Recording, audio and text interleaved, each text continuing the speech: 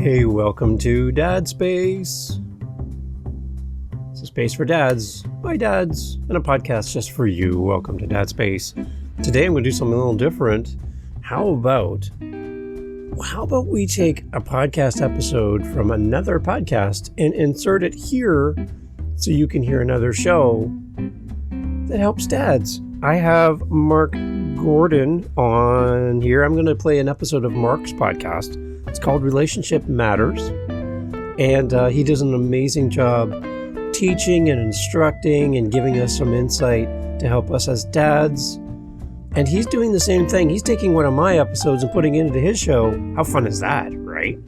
So we get to hear from Mark from Relationship Matters, all the links in the show notes. But here we go. This is Mark's podcast here on Dad Space. How fun is that? Here we go. Good afternoon, everybody. It's great to have you. I'm going to hope people are jumping on. Hey, if you're getting this video notification, jump on with us and then share it with some other people. I'm going to talk about a little bit about parenting today and just talk about an approach that I have. It's called strength-based parenting.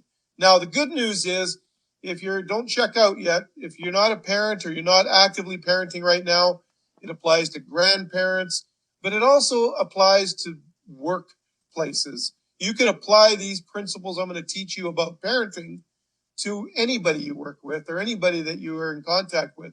So the principles are universal. So don't check out just because it's about parenting. Some of my stories and stuff and illustrations will be certainly about parenting, but for the most part, I'm going to be applying them all the way around. And I just am really excited about today's teaching. Now, I do this Relationship Matters podcast, livecast, because I really have a passion. I believe everything flows out of relationship, and I have a passion to help people strengthen their relationship with God, with themselves, and with others. And that's really my motivation. That's what I'm about. I know that is my calling in life. And so I'm really excited to continue to build this community. There's going to be all kinds of things that are coming down the pike to increase this ecosystem, if you will. So it starts by subscribing to either my YouTube channel or to the Facebook Relationship Matters page. So you're either watching on one of those two. So you've already joined the community. But I'm going to be starting to introduce groups and subscriptions and all kinds of other things are going to be coming down the pike. So just be watching for those. You can go to my website, markgordon.ca, and keep up there as well. And you'll find everything that's available there as well. So on to today. What I want to talk about is this concept of a strength-based approach, okay, to parenting, to leadership, to everything. Today I'm going to focus in on parenting, but it will also cross all other gates as well, as I've already said. Listen, today is very complicated in our world in terms of raising kids, in terms of even just life in general. Relationships have become very complicated. You would think that technology would have made them simpler, but it's not true. It's actually made it much more difficult. And the reason I decided to talk about this today, by the way, because my guest didn't work out, was simply because I think it's so important to have this conversation, because this week alone, I've had a couple of conversations with people, clients, who are really struggling with parenting stuff. They're struggling with how to manage the information that kids have access to today and how it shapes their thinking and shapes their minds. And so I want to just, I'm coming from that approach. And so we're going to be sharing some information today, and hopefully it'll be a help to you. I want to remind you, last week we talked about this water bottle, if you remember. And if you haven't watched that, go back and watch it. It's a great training on how to overcome shame. But this water bottle represents our heart. It represents the essence of who we are, our personality, what we're made, how we were created in the image of God. But we were created with a few inherent things. One is that we all want to love and be loved. Everybody wants to be significant, and you get significance through being loved and also loving others. So we all want to love and be loved. The second thing is we all have gifts and abilities.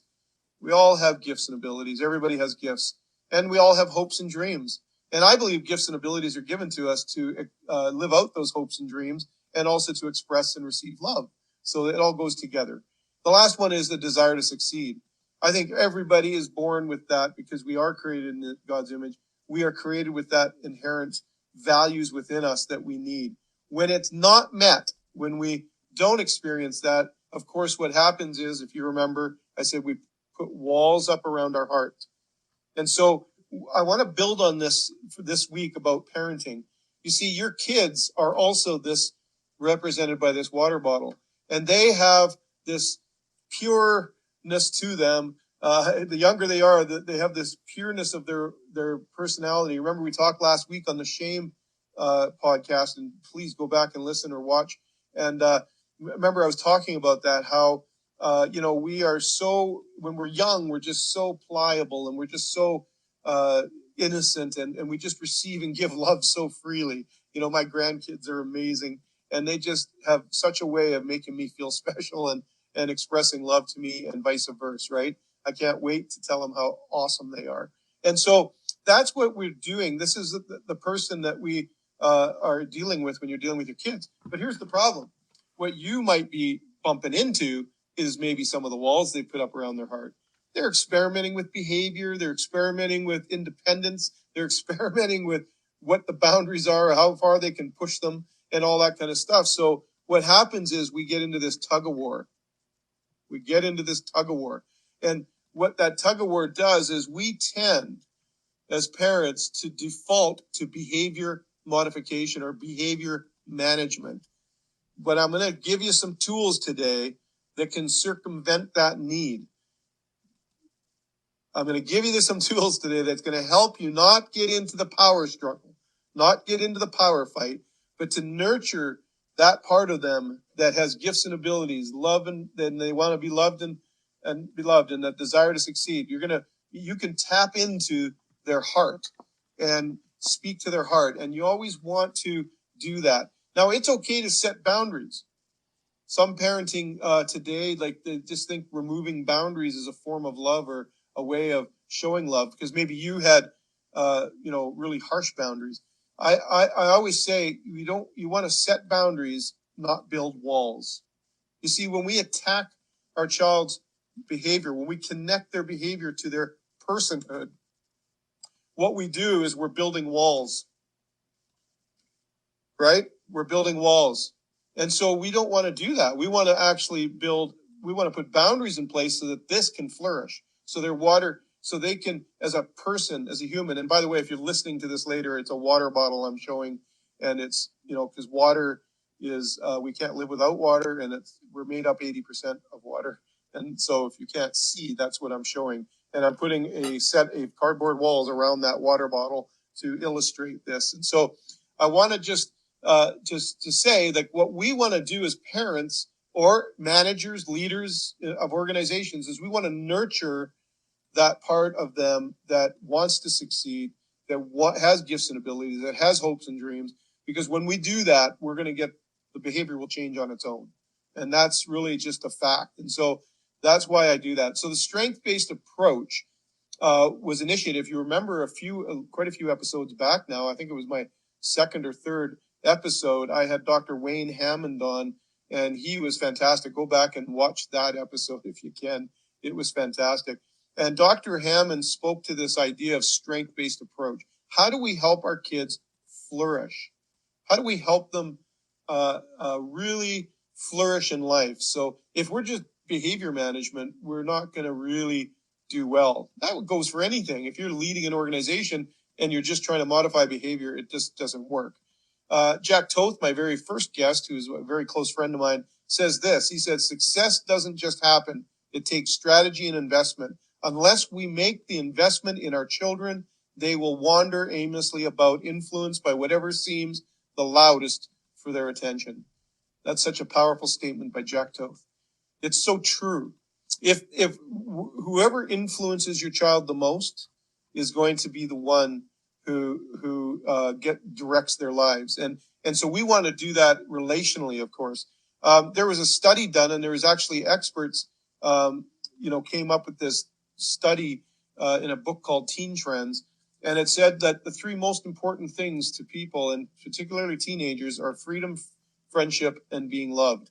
Those are the three most important that came out of that whole survey. And it's interesting because the message that the young people I've heard give over the years that I served young people was that they want to have a good relationship with their parents. It might feel the opposite. It feels like they're driving you nuts. They might be turning your hair gray, but they actually want a good relationship with you. They're just fighting against the boundaries of life. And so we don't want to build walls. We want to build boundaries, but we want to do it relationally. That's what this whole show is about, is relationships. They also want to know that they're valued. I can tell you from personal experience, they will be far more motivated to do what you've asked them to do if they're coming from a value place or where they feel loved and valued, than when it's a punitive place or where you're trying to, make them do something that they want to do. And they also want to know that they are heard. So they really want to know that you care enough to listen and to hear their hearts. And that's so important. So important for them for us to realize that.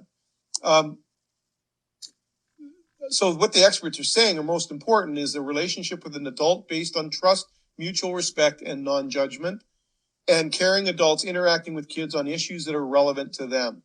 So we had Darlene Unruh on a couple of weeks ago, and she was just fantastic. And that's what she said, those 1,000 little conversations, those moments when you're driving along and you just ask questions to find out where their heads are at, what they're thinking.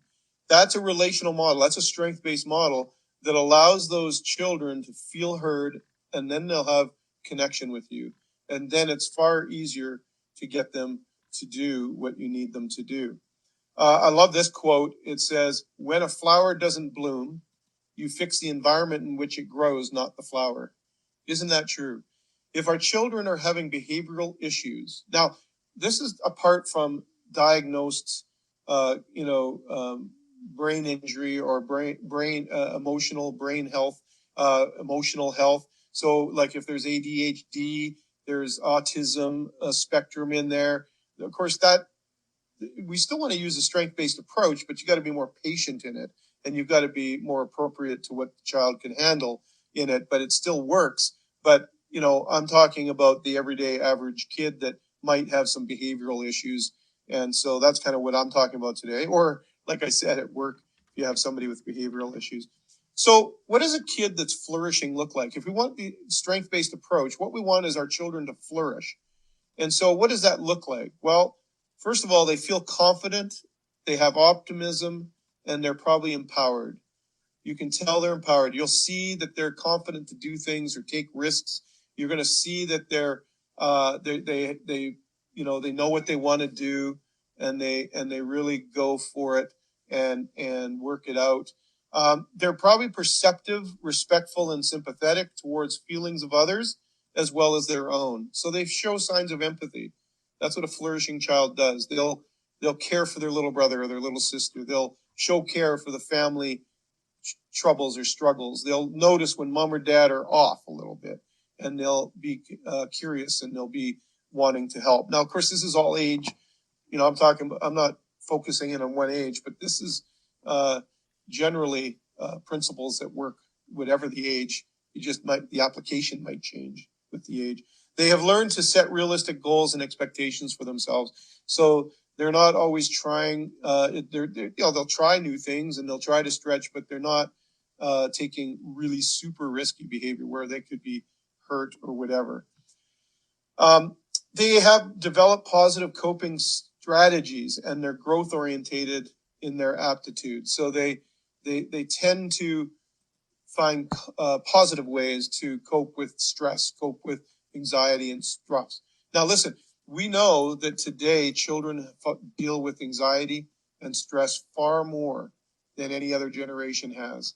Now, that's relative, because I'm sure if somebody, is watching and you were a child in World War II, you might disagree. If your city was being bombed, kids in Ukraine right now might disagree with me. And it's true. When there's that kind of crisis, that's not what I'm talking about. I'm saying in North America, in the average day living with social media and the pressures that the media messages say and friends say, that is created and produced more anxiety than ever before. And so we as parents are to facilitate opportunities and ways for our kids to calm. So when we see a kid flourish, we know that the parents investing in them. They're investing time, they're investing energy and conversations with them. And so you can see that happen. They see challenges as opportunities to learn from. They see mistakes as a way to learn and grow in their potential. Now, I know, listen, all these things are very idealistic. They're very like, yeah, wouldn't it be nice if every kid was like that? No, listen, there are variations to this, and I understand that. But this is the goal. This is what we want to reach for. I think we've set the bar too low. I call it the, everybody participation ribbon generation. Everybody gets a generation. We set the bar too low to our expectations. Children are super resilient and they're super smart. They can adapt and learn so quickly. And so let's not underestimate them. Let's not treat them in a way that we underestimate their abilities. We need to be realistic and manage our expectations of what they can and can't do. But I think we need to also, see the best of them. And that's what we want to do. They're aware of their limitations, but they use strengths as a starting point to cope with in positive ways. So those are just some, here's two more. They present a competent, self-motivated, and persevere when faced with challenging situations. So that's they present as competent. They're able to finish tasks, finish their homework, do things that they've been asked to do. They have effective interpersonal skills and are empathetic and can seek out assistance and nourishing from others. So they're loving. They care. And so that I just wanted to give you a picture of that's the big picture goal. And that's the results that you'll see from a strength-based approach. Now, the earlier you start the strength-based approach, the better. So if you're sitting here saying, well, where were you 10 years ago? Where were you 15 years ago? Yes, I know. It's hard to sometimes bring change, but it's not impossible. Kids' brains are still forming, even up to 25 years old.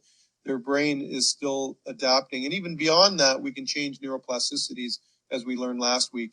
We can actually retrain our brain. So never give up and stay consistent, for crying out loud. Stay consistent, but don't give up and know that there's lots of help out there if you need it. So just want to remind you, comment, ask questions. If you have any questions, by all means, even if you're watching a rebroadcast of this or listening on a podcast, you're always welcome to send me questions or make questions in the comments. I get notified of comments and then I'll respond to you myself. All right.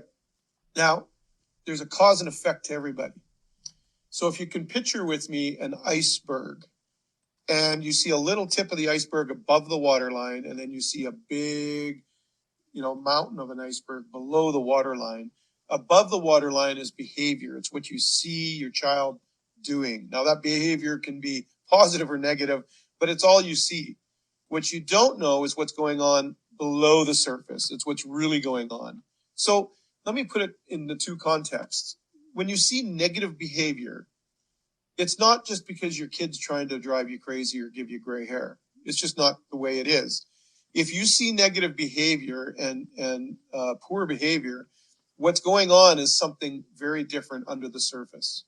And our job as parents, and this is the same, by the way, for a team. If you see a team member not performing or not behaving at an appropriate level, you got to know there's something going on beneath the surface. They're not just doing it because they're a jerk or they're trying to frustrate you. There's a cause and effect for every human being. We have a cause and effect. And so I just want to encourage you that when you see negative behavior in your children or in a coworker, it's because something else is going on. And our job as parents and leaders is to actually find out what's going on. We want to dig beneath the surface to find out what's causing the behavior. Because when we do that, we make a connection with the kids and with our coworkers. We make a connection with people that will earn the right for us to speak into that what's below the surface. So if you think about that iceberg, what I want to do with my children, what I did with them growing up, is I wanted to invest in what was below the surface. So what was above the surface would just take care of itself. That makes sense? It's like the flower illustration I just said, that quote. If I could work on the flower, if I think it's, needs fixing, and I'm always dealing with the flower is the behavior. The root system, the dirt, the soil, the nutrients in the soil is what's going on beneath the surface. And so if what's in the ground is not healthy, the flower won't be healthy. So our job as parents is to create an environment that flower, that ground that the flower is growing in, that environment that the children are growing in, can flourish. Now, that's the same for an organization. If you lead it, you want to create good soil so the people in your organization will grow and they will be healthy. Then their behaviors or their decision making will actually reflect what's going on beneath the surface. So if you see somebody off, you know that there's some nourishment needed below the surface. If you see somebody on and you see them performing well, you can say, wow, you could even ask them, what is it that's nourishing you right now that I can see this behavior? So you can start to really look at your children and start to realize what's going on. There's always cause and effect. And the strength-based approach looks for what's going on beneath the surface. A punitive approach or a justice approach or a judgment approach looks at what's above the surface and tries to correct it without taking into consideration what's beneath the surface. When we do that, we actually build walls around our kids' lives. That's how your walls got there. That's how your walls got there, is because somebody didn't nurture what was beneath the surface, your heart. They only dealt with the behavior, what was above the surface. And that is a real problem. And so I really want to encourage you that that's the strength-based approach, is to look at what's beneath the surface. Now, pain, I'm going to tell you why. The pain-based behavior is a pain is a powerful motivator that permeates emotions, thinking, and behavior. So painful emotions, for example, that's inner states of fear, anger, sadness, disgust, hopelessness, helplessness, guilt or shame, hatred, all of those things. If it's pain-based behavior, those are what the emotions are. So that's what's going on beneath the surface. They're feeling one of those emotions. They're feeling fearful. They're feeling hopeless. They're feeling frustrated. They're feeling angry or shameful. That's what's going on beneath the surface. So if you can tap into that and help them with that, guess what?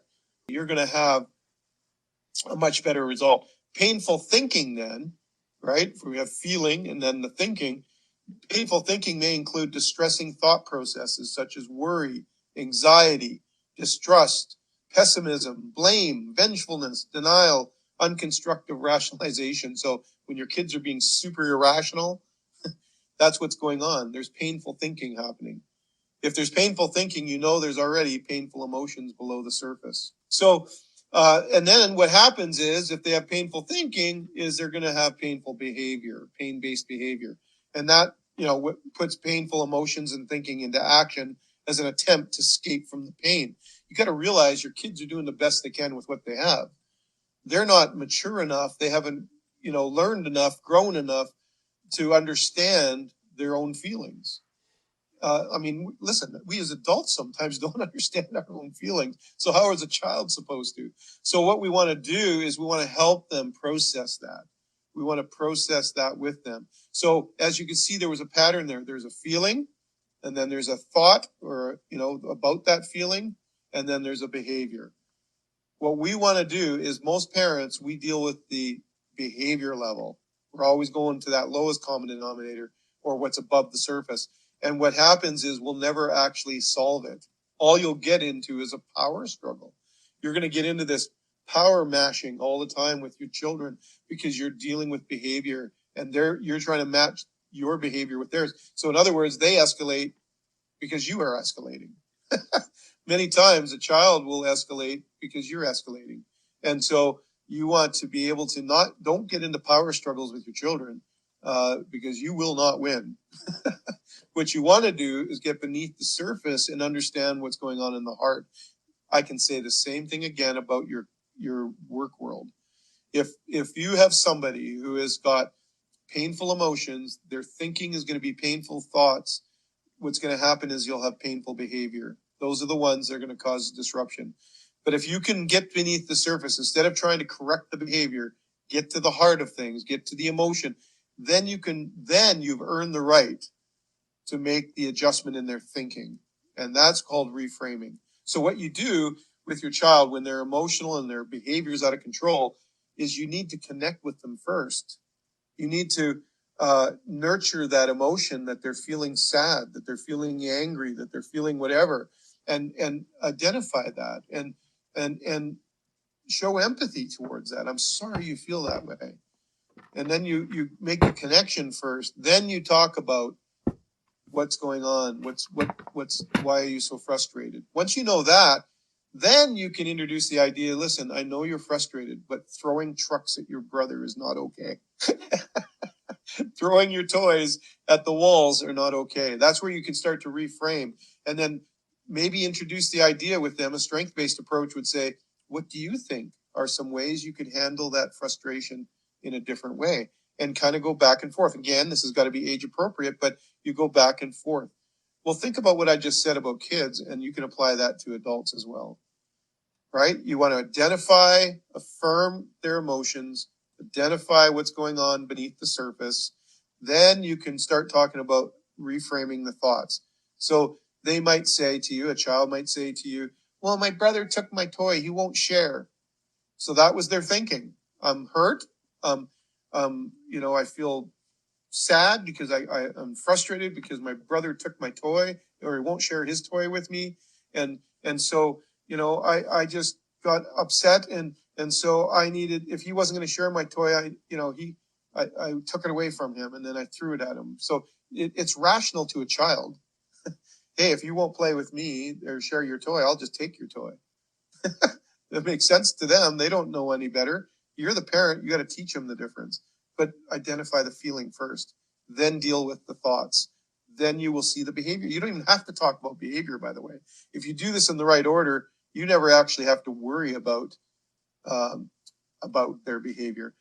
Kids go from feeling to behavior because their prefrontal cortex of their brain has not developed enough. So it's a parent's job to help the kids develop thoughts. So you got to think about that. Kids work primarily out of the primary part of their brain. They're just all emotion, straight, from emotion to behavior. They don't always put a lot of thought into things. And so you as a parent facilitate that. You help them think it through. You help them find out what was going on. And that strength-based approach, what you do is you come to an agreement with them on what the boundaries are, and then you're not building a wall around their heart by getting angry at their behavior. If you're always trying to behavior modify, you're going to build walls around their heart. And the word discipline actually is a derivative word of a Latin word that means disciple. So it comes out of a word, disciple. What is disciple? Disciple is leading others. It's training others. It's raising them up, in the ways of God. It's training them what they should think about things. It's helping them make better decisions. That's what discipline is. It's not punishment. It was never designed to punish people. It's designed to restore them. I want you to hear that. Your discipline, when you discipline your children, it should be restoring them, not punishing them. Punishment does not work. You're going to get into a power battle because you're always going to be at a behavior level. So what you want to do is you want to be able to bless them, to work with them, and to find out what's going on beneath the surface. I hope that makes sense. So to give you an illustration, kind of, I guess, is when our feeling is I feel rejected, then the thought might be I'll do anything to be liked, and then our behavior will be I'll please others so I fit in. And so we become people pleasers in this illustration, right? Because that starts with our feeling of feeling rejection. So our thoughts are we got to do anything to be liked, and we would do things that we would never normally do. We talked about that last week in the shame lesson. It's like we would do things that we would never normally do. And so we want to make sure that we do that. But if our feeling is we're accepted and loved, then our thought is I can be myself and everything will work out. Then my behavior is I'll treat others with respect and I'll do my best. You can see the contrast there. So when you deal with what's beneath the surface of what's going on in their heart, then you're going to do much better. I love this quote. It's basically kids do what it takes to survive. Given their current level of response to stress or change, people always use their best problem-solving strategy to get their needs met. even if these strategies are dysfunctional. Now, that quote applies to adults too, but especially children. They do what works for them. So their learned behavior, if you teach them which buttons to push in you, because you're in a power struggle, they're going to push those buttons until they get their own way. And then you're not doing them any favors. And then you're going to stay in the power struggle. If you can just love them and enough to find out what's going on beneath the surface, you'll earn the right to maybe give them another strategy to think about. Maybe they'll then listen to you and they'll ask you, and maybe they'll actually apply what you say because you've taken the problem a little deeper. All right, so maybe we could see all individuals as at promise rather than at risk. That's a fundamental shift that means facilitating rather than fixing. Dr. Wayne Hammond said that. I really like that. I'm going to say it again. To see all individuals as at promise rather than at risk is a fundamental shift that means facilitating rather than fixing. It's so true. And you can apply, like I said, you can apply this across the board at work or at home. If you can see people as at promise, if you can see they're doing the best they can with what they have, you will earn the right to be able to then help them reframe their thoughts to bring out a better result. It just totally makes sense to me. Here's a good one. Here's the characteristics of a strength-based parent. Okay, so if you're wondering, here we go. Characteristic of a strength-based parent. And this could be a strength-based leader, strength-based manager, strength-based friend, strength-based husband or wife.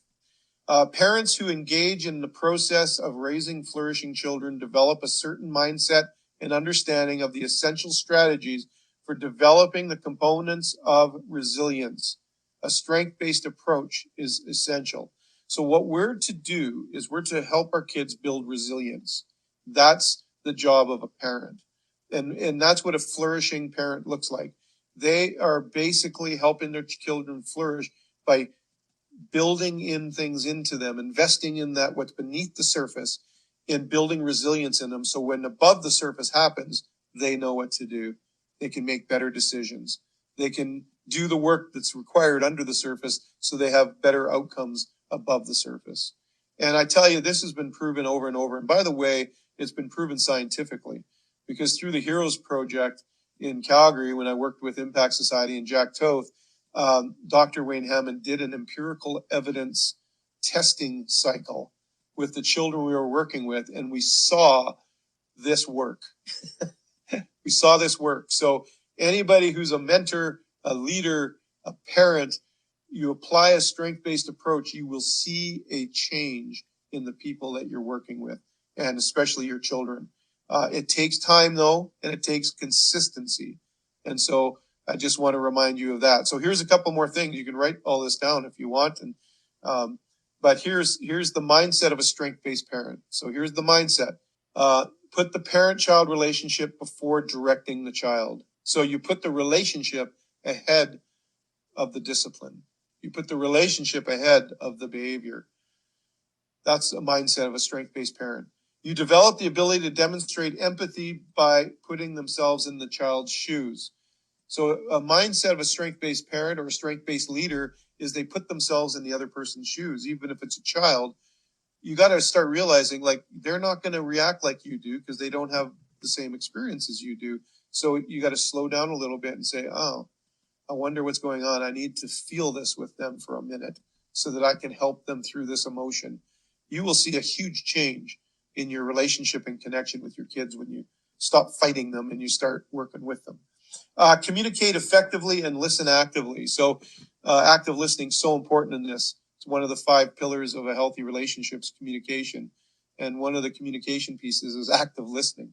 So that's really important to this. Understand the need to change negative scripts. Have the insight and courage to think about doing things differently. So that's the mindset. They understand that they need to change negative scripts. And so, but that is a process, and that they can do that. They focus on and acknowledge the positive behaviors more often than the challenging ones. I'm going to say that again. They focus on and acknowledge the positive behaviors more often than challenging ones, avoiding harsh criticism and negative comments. So in other words, you catch them doing good things instead of always seeing what they're doing wrong. And I'll talk more on that in a few minutes. All right, here's another one. Provide resources and learning opportunities for children, explore their interests, gifts, and natural abilities. You know, I've always said we are facilitators. My son, when he was young, wanted to play in the NHL, and I didn't know if he'd ever make that goal. I mean, there's only 32 teams and 2 goalies per team, so it was, but I was never going to tell him he wouldn't.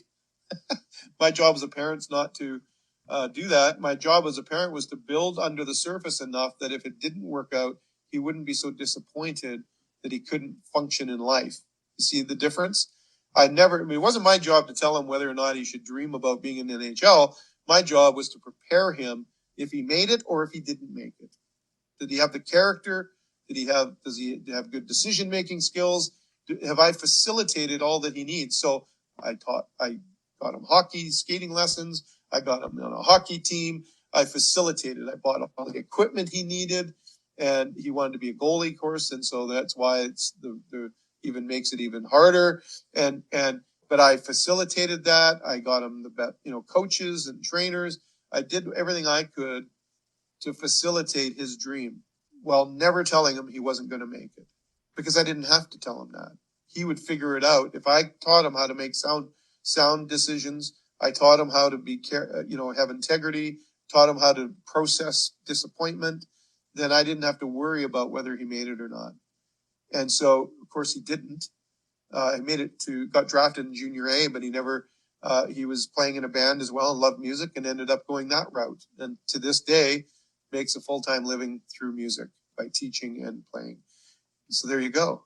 What if I had crushed his dream? What if I'd said, oh, don't be silly? Or what if I'd said, you're not behaving good enough today, so you don't get to play hockey anymore?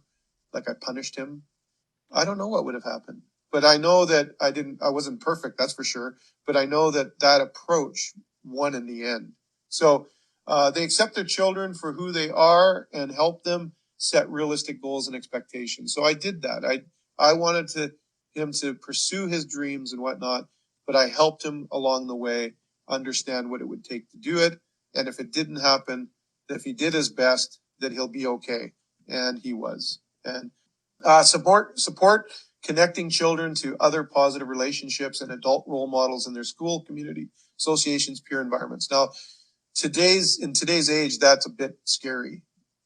So you do have to do diligence and you do have to be involved. You can't just turn them over to other people.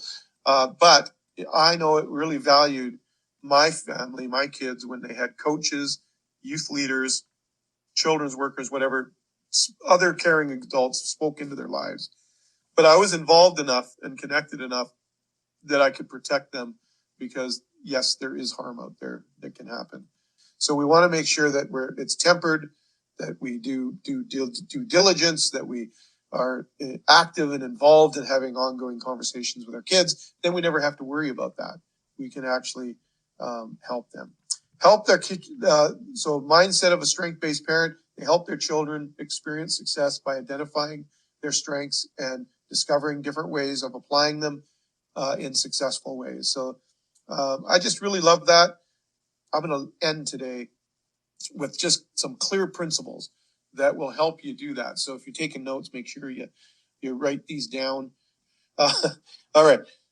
I want to remind you of something. Your kid's job is to invite you to do yours. Your kid's job is to invite you to do yours as a parent. And I always tell parents, if you parent them when they're young, they'll be your friends when they're older. But if you're their friend when they're young, you probably won't have them in relationship when they're older. Now, that's not absolute, but for the most part, we don't want to give up parenting, but we do want a healthy relationship with our kids. And you can have a healthy relationship as a parent.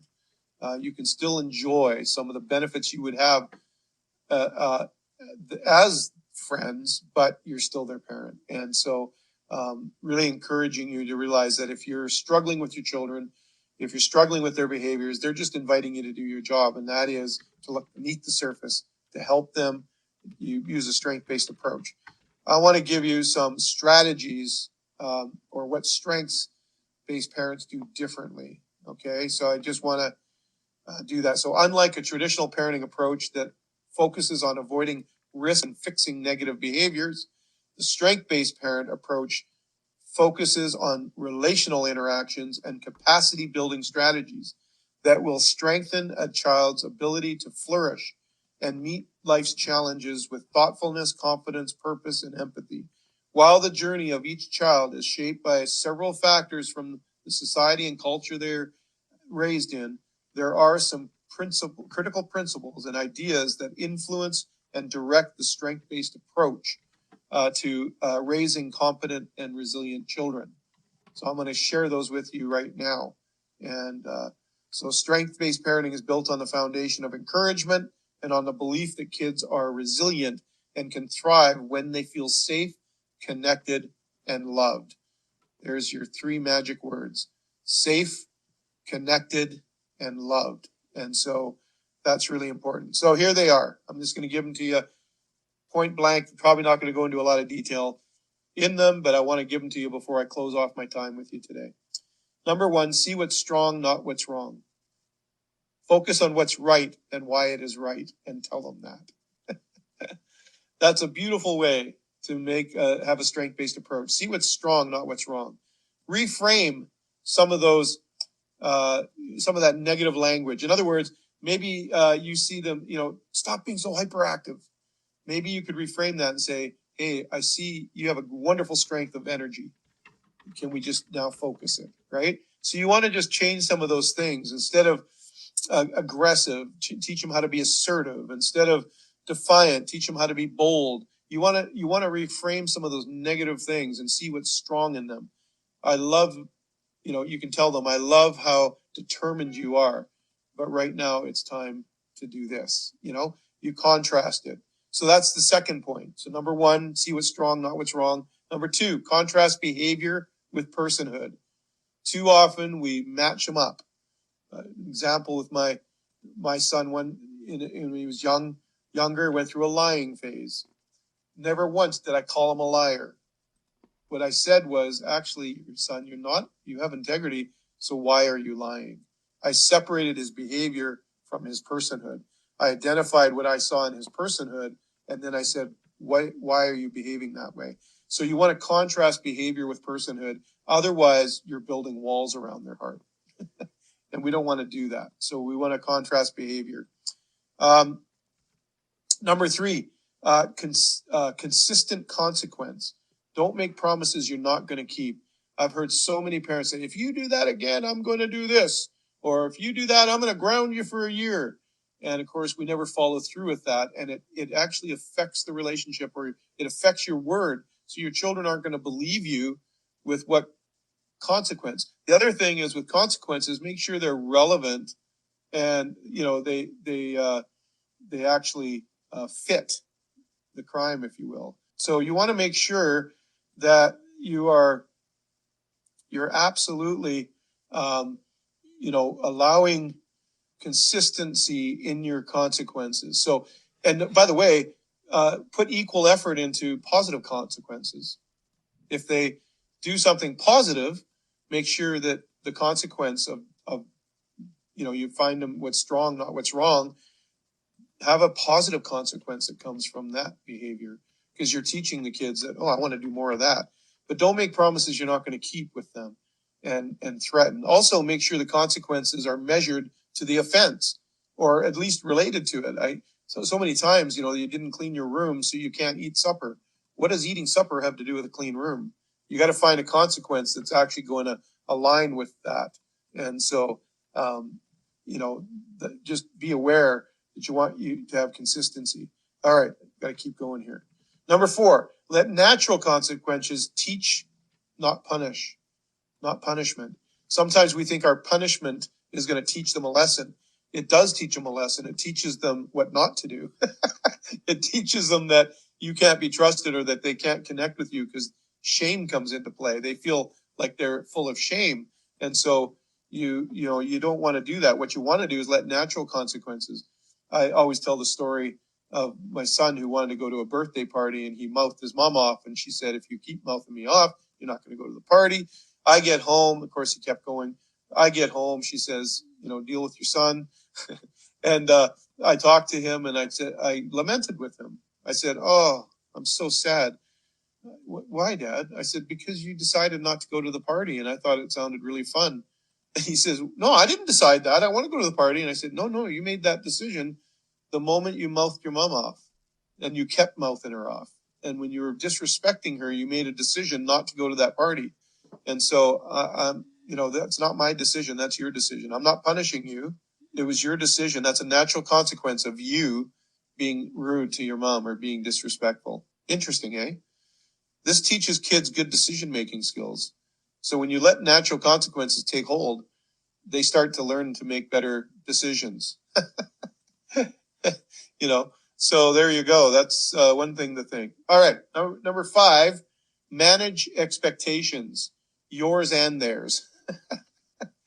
Now, again, managing expectations can be a real skill set, but what I'm saying is sometimes we have an expectation, and if you I don't have the slide, but I have a picture of a little kid driving or trying to drive a car with a big smile on their face. Of course, they can't even reach the pedals.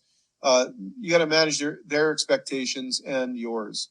You need to understand that they can't process or think like you do, and so you got to ease up on your expectations of them and maybe bring yourself down to what they empathize with them and what they might be feeling, so that you can actually manage your expectations. And then on the other hand, your kids are way smarter than you maybe give them credit for sometimes, and you have to manage their expectations, or they might be, having expectations of you that aren't real. They're just not rooted in realness. Like, how many times have you heard, that's not fair? That's not fair, right? Well, actually, it is. It is. It's not about fairness, son or daughter. It's not about fairness. It's about natural consequence of your decisions. So there you go. There's that one. Number 6, encourage age-appropriate problem solving. Help them make a way, not get their own way. I'm going to say that again. Help them make a way, not get their own way. So what you want to do is encourage age-appropriate problem solving. So by asking questions, by, remember what I said a while ago, identifying their feelings. Sit down with them, identify with their feelings, empathize, love them, comfort them, then start to reframe. And in that reframing process, you could ask them questions like, what else do you think you could have done to solve that problem? Or what are some other things you could try to make it work? And so that is really one way of doing that, is by making sure that, because what they're doing is they're learning how to solve their own problems then, and they don't have to come running to you every single time. That's awesome. So number 7 is identify with their pain, affirm their strength, and adjust behavior to match. Okay, I'm going to say that again. Identify with the pain, like I just finished saying. You comfort them, you identify with their pain, then you affirm their strength. You can do this, son. You can do this, daughter. You're a kind person. You're a gentle person. You love your brother. In my illustration of the toy, you're such a caring big sister or big brother, and I know that you love them. So that's affirming their strengths, and then adjust the behavior to match. But throwing a toy at them doesn't express that. They don't think that's not saying you love them, is it? What could you have done differently? And you start exploring that. In fact, I would say never withhold comfort. Never withhold comfort from your child, ever. I don't care how bad they're behaving, whatever's going on, never withhold comfort. I was dealing with an adult family one time with clients, and the daughter was getting married, and the parents were not approving of the guy she was marrying. And she said something in the session like, you've never believed anything never believed in me, or you've never liked my decision making or whatever. And the mom was astounded, like, no, that's not true, and whatever. And they had a memory that the daughter had a memory of when she was 4 years old. She was doing something that mom didn't like, and she felt bad, and she started to cry. She put her hands up for comfort, and mom turned her back and faced her back to her to say, no, you don't deserve a hug. You don't deserve comfort. Now, listen, we all make mistakes in those moments. Like, listen, we're not ever going to be perfect. But something lodged in that little girl's mind that from that time on that she was never going to be approved by her mom. So now she's trying to marry a guy and they're not approving. So that's, I'm not approving you again. So she was feeling that she wasn't being approved. Anyway, we worked through it and it was awesome. And they got married and still are and have beautiful family. But what I'm saying is never withhold love. Show love and connection first. Then you can deal with whatever the problem is. This is so hard to do, parents. I know it is. It's so easy to get angry and frustrated. I know it's difficult to do this, but let me tell you something. You will never regret it. Discipline yourself. You're the adult in the situation. Be at peace. All these principles, by the way, can go for an employee as well. You can look at it and you could transfer all of this into that. In fact, I do teach that to leaders and to organizations. All right. Next and last one, connect before you direct. Connect before you direct. Essential to developing a child's resilience is connection. It's connecting with them. So always connect before you direct. It's really good to connect with them before you tell them you want to do something or want them to do it for you. Often in the hubbub of our busyness in life, go do that. And then they resist because maybe they're playing a game or they're doing something else. And then the fight's on. Connect first. Let them know why you want them to do what they're going to do. Children need to know that. And the more connection they feel, the more they're willing to do things for you. Our kids always had chores. They never had a time when they didn't have chores. But we used the chores as an opportunity for connection time as well. And we used it and connected and helped them see how it contributed to the whole household. And and they shifted their mindset about it. And we never really had fights about it. We had days where they were like, I'm not saying they it was perfect, but I'm just saying it always came through because you want to connect before you direct. Children need to know that they will always be cared for and supported in consistent ways where they feel valued, competent, and confident about their future. Now, boy, you could put this into the work world too, right? When an employee feels valued and competent and confident about their future, they're going to stay with the company. So this is the same with children. Laying the foundation of secure, trusting, and loving parent-child relationship is absolutely vital to this whole process. And then children who trust and feel valued by their parents will value and embrace the guidance being offered. So true. I'm going to say that again. Children who trust and feel valued by their parents will value and embrace the guidance being offered. If they believe that you don't love them or don't care about them or you're just out to make their lives miserable, they're going to react that way. They're going to act that way. If you're going to fight, if you're going to do battle to connect and preserve the relationship. Choose relationship over everything else. Yes, it means sometimes you're not going to get them to do what you want. Yes, it means there's going to be times when you have to concede something. But I'm not talking about just giving them their own way. I'm talking about connecting with them in a way that you've earned the right to direct them. And they trust you in that direction. That's really the key. So a strength-based approach, remember the word discipline is disciple. The strength-based approach is to facilitate. It's not to lord it over. Go for a relationship first. Embracing change, you want to embrace change for strength, for sure. Strength-based approach encourages change. How? It does not make statements. It asks questions and gives choices. Such a good thing. My daughter, I'm super proud of her with our grandkids. She picked that part of the lesson up really strongly. And so she gives them two choices. You have two choices. You can do this or you can do that. So the kid's still in charge, still in this feeling confident in a sense. They feel like they still get to make the choice, but here's your two choices. Mom is still determining what those choices are. And it's worked really well for them. And they're doing a great job with that. So make sure that you can do that. So here's the challenge. Is our goal to help our children only survive, just to get through life? Or do we want to be outcome focused where we continue to concentrate our energy on changing their behavior? Is that really what we want to do? We want to make sure that they just behave good. Is that our mark of a success? I don't think so. Or do we want to prepare them to flourish?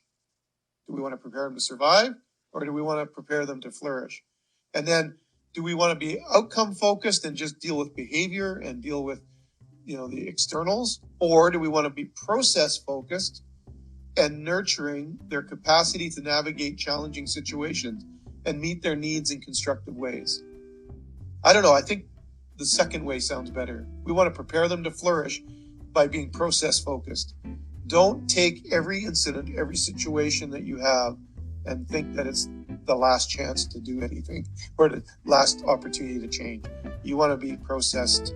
You can go to my website, markgordon.ca, for anything else. If you want to do a blind spot assessment, I have that on there. It kind of just teaches you what blind spots you may have, what personality type you have, and whatnot. And you can do that there. You can order the course. You can buy a book. You can order my book through my website on Amazon or Kindle or all kinds of different places. So listen, lots and lots of resources for you to make sure you have healthy relationships. It's such an honor to be able to spend time with you and to provide this. And so thanks for joining me. So we'll see you next week. Take care. Great being with you. Thanks so much.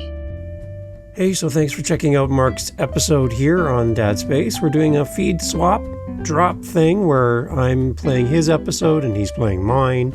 And you've all the details. I'll put them in the show notes for Mark. And really appreciated him allowing me to share this with you today. Hopefully you got a few things out of there. I really enjoyed it as well. And go support Mark and let him know that you heard his episode here on Dad Space. And go check out my episode on his podcast. And it's really exciting to do this and work together as podcasters and help each other out. So thank you for being part of Dad Space. More episodes coming soon. And can't wait to talk to you soon. Take care.